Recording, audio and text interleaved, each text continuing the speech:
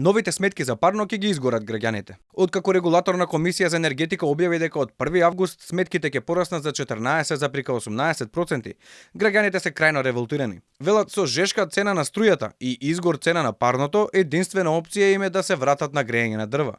Јас моментално на дрва, да ти кажам, мислам дека е најевтино сега за сега. Имам печка термо, така па едно саат време ќе уклучам, колку да одржава тоа температурата, супер ми е. Сега знаеме дека се најавува ново поскапување на парното, нови цени на струјата. Што мислите дека е најисплатливо за вас? А не знам, ја мислам пак со плинот. Нека ми дадат една причина. Зошто да плаќам поскапо? Со оглед на стандардот? Есента така, раната есен почнуваме со клима, а зимото со пелети. Ова зима дрвата, пак ќе врата сите на дрвата. Моментално на дрва. На дрва, затоа што пелети гледате дека нема. Критикуваат граѓаните, критикува и опозицијата. За лидерот на ВМРО ДПМН е Христијан Мицковски, единствен виновник за состојбата во која се најдоа 55.000 домакинства кои се греат на парно, е недомакинското работење на владата. Тој ја обвини власта дека ја злоупотребува енергетската криза, договарајќи тендери во 4 очи, а дебелиот крај го извлекуваа граѓаните. Сега за загревање на тросомен стан годишно ќе треба да плаќаат од 70 до 100 евра повеќе. За парното тоа е плячка.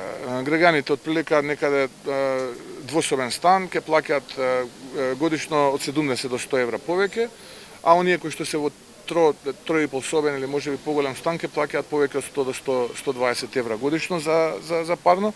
Парното годишно е поскапено повеќе од 50%, само сега е 15%, и тоа е поради лоповлукот. Повторно ќе кажам, поради плячката која што ја прави владата, злоупотребувајќи енергетската кризна состојба и договарајќи тендери во 4 очи. Во грејната сезона ТЕТО треба да обезбеди 70% од потребната топлинска енергија за потрошувачите, а само 30% да биде од топланите. Првиот човек од регулаторно вели ако не се оствари проектираното, не се увезат потребните количества на природен газ за производство на енергија, цената би се зголемила за 100%, а во опција ќе мора да влезе користењето на мазут за грејење, кој пак е голем загадувач. Единствениот спас, единствената опција која што нуди да ја истераме оваа грејна сезона на најдобар начин е ТЕТО да работи. Од ВМРО ДПМН велат дека поддржуваат воведување на енергетска кризна состојба, но ќе бараат отчет како се трошени парите за време на претходната.